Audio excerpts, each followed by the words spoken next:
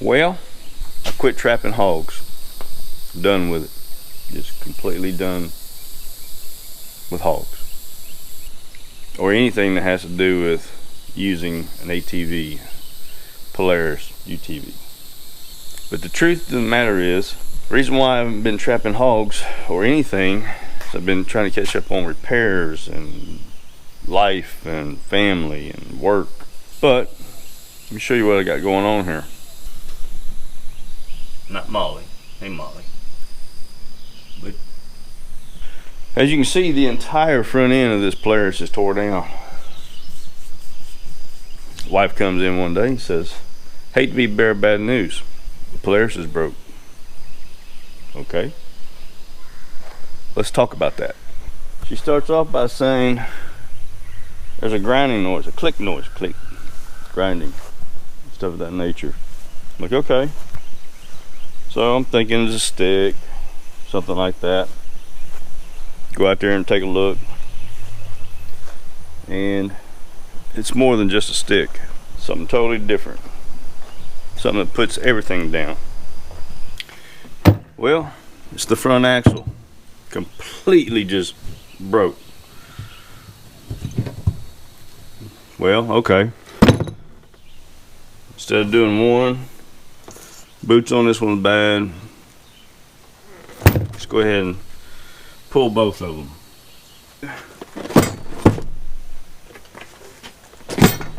New axles. Gonna fix it.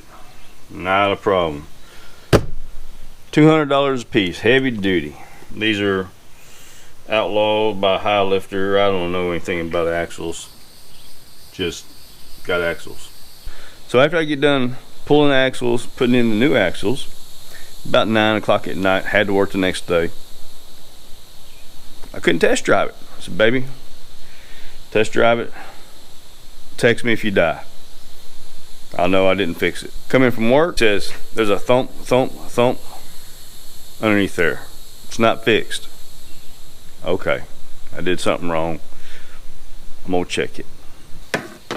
Now we find out the differential has gone bad. Splines in here are about wore out, leaking oil, which allowed the axles to do this and stay in. Instead of staying in perpendicular, they laid sideways. Alright. Bought a new differential. Basically that was $1,000 for the same differential. So I figured while we're in here, let's go ahead and replace the next thing that's having issues on the steering. Rack and pinion is like just hammered toast, right? Alright, so there's another big item.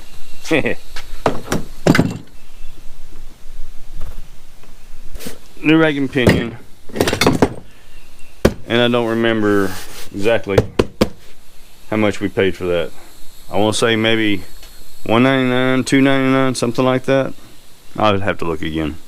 Here's the thing, when you're trapping hogs or living on a farm or living in the woods, a machine, a UTV, a four-wheeler, is pretty much used daily, multiple times a day. Our horse pasture is probably 600-700 yards from right here.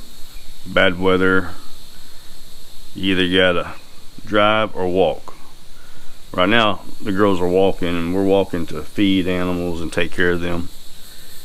So anyways, this is a 2009 Polaris Ranger 700 XP. It's getting now to where you can't even buy parts for this thing. I wanted to upgrade the rack and pinion to that Rack Boss 2.0. Don't make it for this machine. So I just had to go with like an aftermarket part. Polaris parts are just outrageous. You can't hardly buy anything from Polaris without paying 3 or 4 times the price. I've had this machine I've had this machine for a long time. I was the original owner for a brand new 10,500. Just had a winch bumper and a winch put on. Everything else was stock. All the upgrades that I've done has been what I've put on aftermarket. I want to buy a new machine.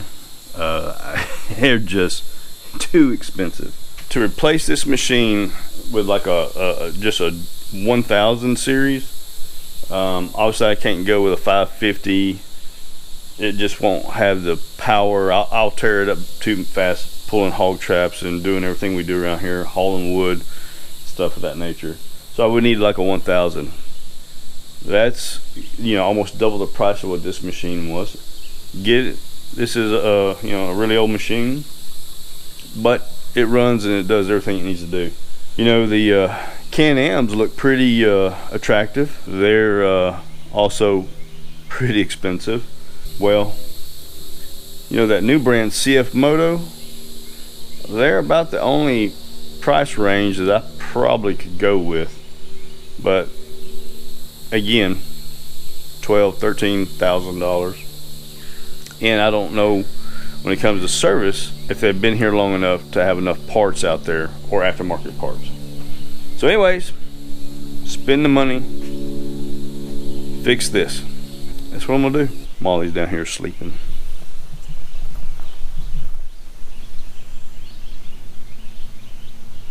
She's the shop dog. Actually, there's one more thing I need to repair, and it's in these front hubs. The bearings are going out. I'll get them replaced. I don't know if there's anything else I should be replacing while I got it tore down this far. Maybe brakes, but it needs brakes. Alright, so I went to go put this thing back together, and I was putting the front diff in, which goes right in the side. People say it won't go in this way, but it will turn in here. You just have to turn it on its side, comes in and out. I promise you, I've done it, and at some point I'll put this on here. I was going to hook it back up, and I grabbed the yoke on the front prop shaft, is what they call it, to turn it, and I noticed it was extremely stiff, and so I started fooling with it. Long story short, my U-joints on the prop shaft are out. Started watching videos how to get it out. I'm gonna see if I can just pull out the front. I don't know, without taking anything off. But it's stuck on there. So what I've done is I've wrapped a chain around the yoke, the U-joint, out the front here, and I'm going to use something just to pry to see if it'll pull the prop shaft off the rear differential, whatever, transmission, and then just see if I can get it out this hole. If not, then I guess I'll have to take this front off. We'll see.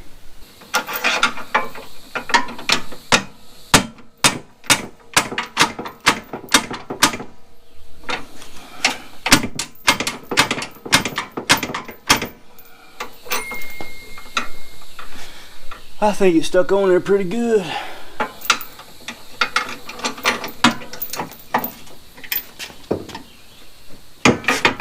Something moved. Let me go check. Yep, so it pulled it about a 1/4 inch.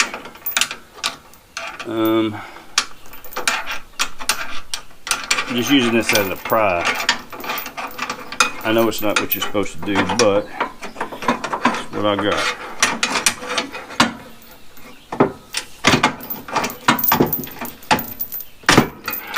Get another bite.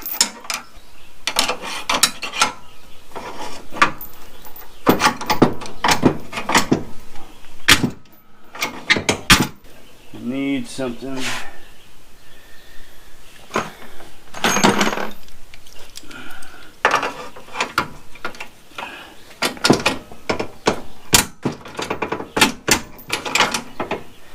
It's coming.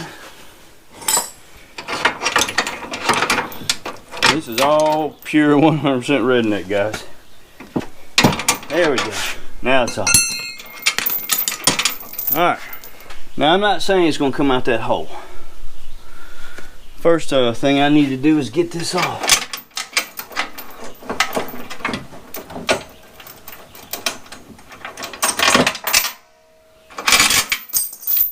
Let's see.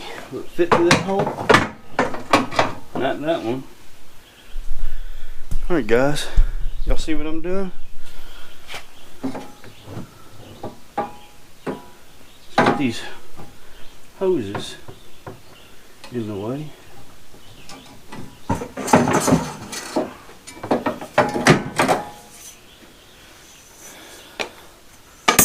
Now, if I wouldn't have had that on video, no one would have ever said that it came out that like that. So this is locked up.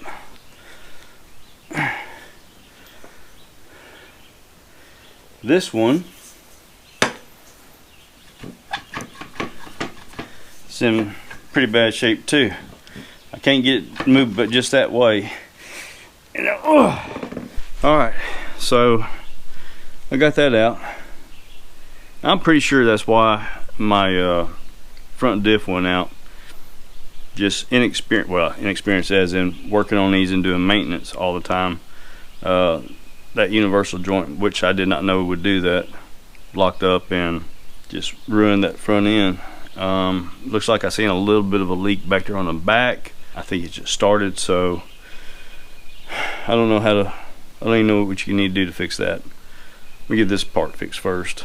Alright, got my parts in for the prop shaft, and I went ahead and ordered front hubs bearings while I was doing it.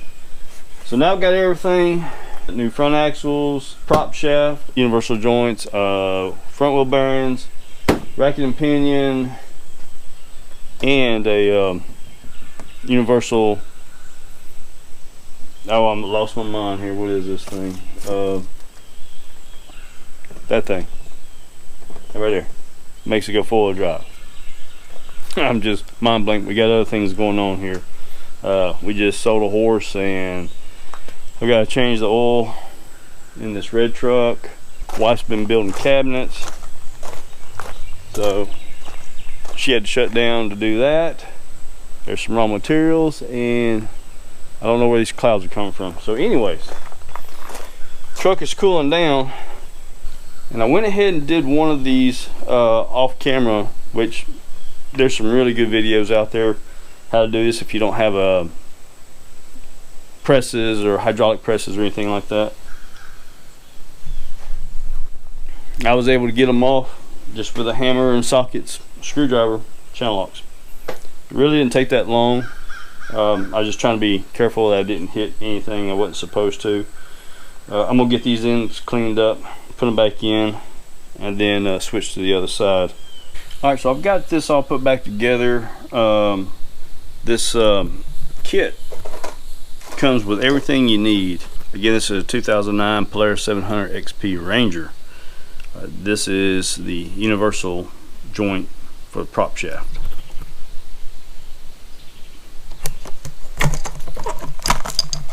And it comes with everything, and I just realized what was going on. So when I put this together, and I'm trying to get to this grease zerk, see if I can get this right here. This one here is a 90. I don't know if you're getting that. It's a 90. Well, I cannot get my grease gun in here to grease it. So I have tons of grease zerks. And for some reason I thought this was another 90 that they put in here. It's actually a 45, and you probably can't see it. It also sends a roll pin, and then if you don't want to use the grease zerk, which I don't know why you wouldn't, there's a plug for this in here. That might have been too blurry for you. Anyway, so I'm gonna take that 90 back out, put this 45 in, and then I should be able to grease this universal joint like it's supposed to. But it's all free, got it all back together, did this with the socket sets, hammers, and no issues.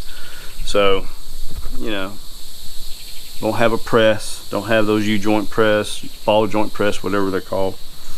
Just got to use sockets and hammers. The second gen's still cooling off, so I don't want to crawl underneath there to change the oil just yet while I'm still working on this. I've got a lot of work on this Polaris to get back, but yep, these are just toasty. I mean, they're completely roasted, and they're everything just nasty,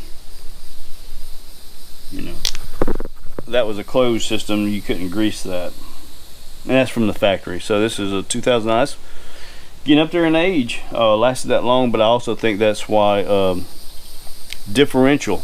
That's what it's called, a differential drive unit, gearbox, whatever.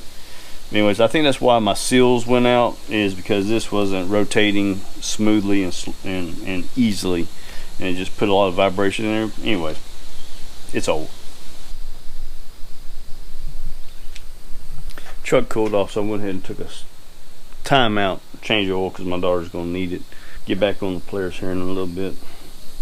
Shop dog ain't doing nothing but laying down napping. This is almost done, then we're gonna get back to this. If someone just wants to buy me a brand new side by side, we get back to trapping really quick and homestead chores. Alright, so I got my prop shaft back in, roll pin in, the U-joints are in. I think I'm gonna look for a new prop shaft. I wasn't too happy with how that went back together. Got the front differential in. Let me see. All good to go. Now I'm gonna put in new racking and pinion. And I bought this from All Balls Racing. Ordered this thing. They said it came with the tie rod ends. Well, it did not. Here's a new one right here, brand spanking new. So I'm having to take off my old tie rod ends, put on this here. I guess that's called tie rod ends. Really don't know. It's 182 degrees out here. My wife's still building cabinets. She loves working in the heat. Yep. Well, I got the Polaris all put back together, test drove, no problems. Obviously I didn't show all the repairs and things that I were doing. Each individual thing you can go find on YouTube, but I did want to go over some costs with you guys on this. And so my total price, give me 1 second. So my total was $1,731.72. that was with purchasing, I'm gonna show you guys this where'd he go? Big old mean nasty wasp. Alright, so anyways, the I bought 2 front axles, which by High Lifter, and it's the Outlaw DTH heavy duty axles, and that is for a 2009 700 Ranger XP. I borrowed some C-clamps from a C-clamp plier, so I didn't have to purchase that. I did have to a bearing setter and seal setter to punch out the bearings and stuff. So what I did there is I rented a tool from O'Reilly's. They charge you the full price. You have 4 days to bring it back, but I did the fronts. I know eventually I'm gonna have to do the rear, so I'm gonna keep the tool. They told me it was not an issue. Let's see, what else did I do? All right, so redid the bearings on the front, and I think I didn't even put that in my price. Now that I think that, I may have to correct this on total price. I did new racking and pinion steering, which, man, that made so much of a difference. Front differential was $949, brand new. Didn't have to buy it from Polaris, and I don't remember the company that I bought it from. Oh my goodness, see, U-joints in the, yeah, so I'm definitely missing some things. U-joints in the prop shaft. I had one problem, and I went and bought another set of bearings directly from Polaris, and they were $100. Just one, because I ended up destroying the other one trying to get a C-clamp in. So there's another $100, so that's $1,831. So I think I'm probably at almost $1,900 in parts. But I got everything back in, all put back together. Got it sprayed down. I wanted to check to make sure that everything else looks good. But on the rear, I did see on my rear diff that I do have a small leak. So that's in future. There's a lot of money to put in this thing. Man, the machine, it works great. I didn't want to spend $15,000 to $30,000 on a new Polaris. This one runs good now. On the front wheel alignment, when you put the rack and pinion in, I had to redo that. That was really simple, not an issue. This bar right here, if you can see it, that bronze brass looking bar, that's where you make your adjustments, lock down the screws. I believe that's it. The Polaris is back up and running, and you just don't realize how much you utilize a machine like this on a big property every day. And someone's texting me. So it makes a world of difference having something like this, a little buggy now. My daughter's like, why don't we just get a four-wheeler, you know, stuff of that nature. Well, I can't haul the hog traps, I can't haul I can haul my log splitter and probably a little trailer I haul my firewood on. That's it. Nothing special about this video, just me out here working my tail off. Now, so let's say 1900 in parts. I can't imagine how much in labor if I had taken this to Polaris or to a guy. I don't know, maybe another 1,000 in labor, if not more. So definitely worth doing it. I don't like doing mechanicing work, but it is what it is. So anyways, guys, that's it on the Polaris. It's back up and running, and we're so happy to have it. Guys, y'all hit that subscribe, come back and visit with us. More videos coming. Trapping should start back up hopefully soon, and we appreciate y'all watching. See you on the next video.